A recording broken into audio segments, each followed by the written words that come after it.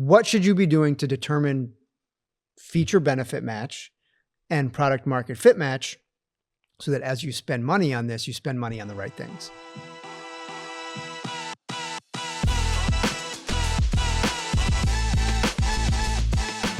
I did pull up some companies that are famous instant traction companies that it seems like to the outside, but in reality, we're not. All right. So I think my favorite story of what seems like instant traction to us today, but isn't, I think is bubble Tesla? wrap. Don't No, what did you say? even I'm sorry. with Tesla.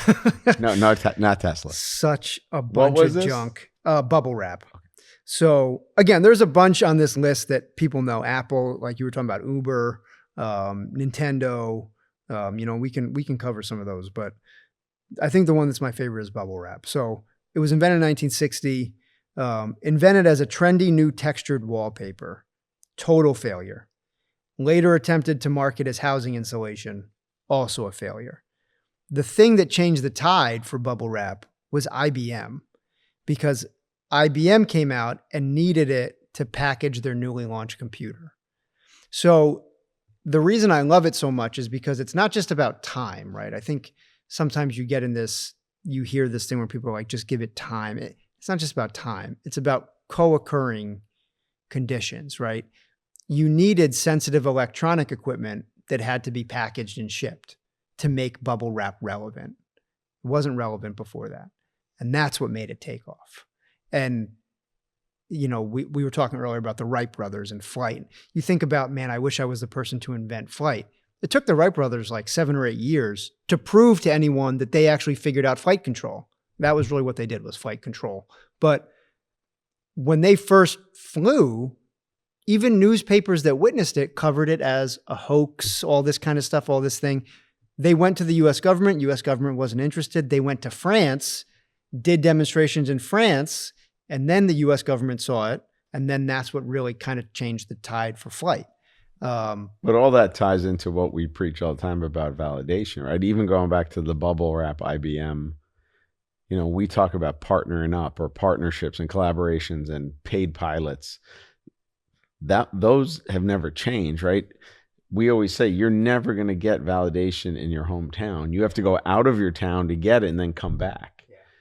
How many iterations something are before, even if it hits market. And you bring up Apple. Apple's done a great job of taking customer feedback and iterating on their product all the time. Yeah. Right? Their product wasn't that good when it came out. Yeah. I think you need some amount of grit to make it, because grit.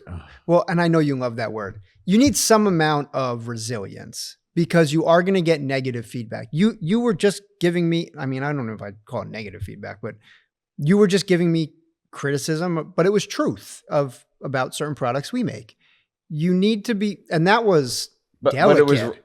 But it was relevant, because if you want to be in a certain space, you have to know where those customers congregate to get them to buy your product. 100%. Right. It was relevant, and it was honestly delicate compared to criticism and feedback that you're going to get in the market.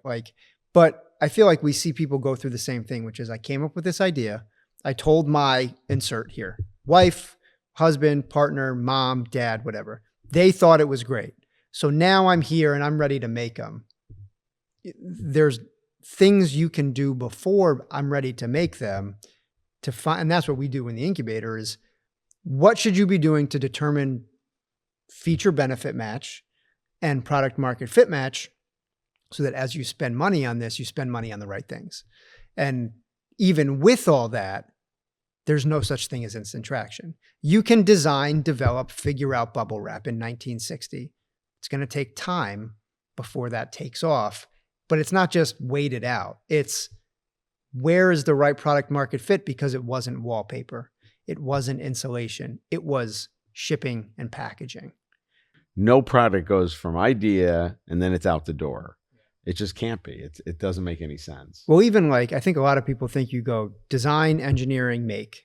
And there are a lot of steps in between there. And even having worked with very qualified and very good engineers, they'll be the first ones to tell me, okay, this is what we think, go test it. And then you come back to the drawing board, because I'm going to guarantee you a bunch of stuff's going to fail. It's not going to work. You're going to have to figure it out as you go. And all that stuff that the engineers did in their finite element analysis and everything that's really good and helpful and due diligence, it's all based on assumptions. So if the assumptions are bad, or the load conditions or any of those things are bad, your analysis is bad. And so that will come to fruition when you test it. And that is like our whole ethos kind of thing, is test it and see. You think this, get your market validation, see if you're right. And that is the same with design and engineering and everything else. And But that also even goes past after we get to a product that could be viable. Yeah. Then we have to get the user play, Yeah. which could change your design again 100%. because people never use a product as you design it. Right. So Well, how do you make it so they can adopt it faster? yeah. And that's what we're fighting right now, right? As the inventor, you think these 5 things are important to the user, and then you put it in people's hands and they don't care about 3 of those 5 things. So why are you going to spend all this money trying to make it do 5 things when it's 2 things that the user, or the customer rather, cares about, or that even that conversation of customer versus user?